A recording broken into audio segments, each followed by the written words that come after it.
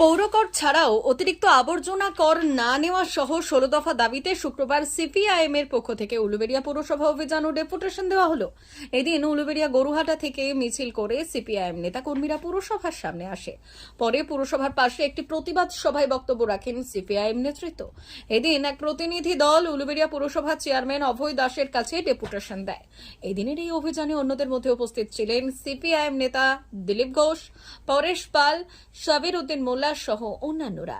এদিন সিপিআইএম নেতৃত্ব আবর্জনা কর না নেওয়া, উলুবেড়িয়া পৌর এলাকায় 1 নম্বর খতিয়ান বহুতল নির্মাণ বন্ধ করা, নিকাশি ব্যবস্থার উন্নতি করা, পুকুর বুজিয়ে বহুতল নির্মাণ বন্ধ করা, পৌর এলাকার শৌচালয়গুলি পরিষ্কার করার দাবি জানান।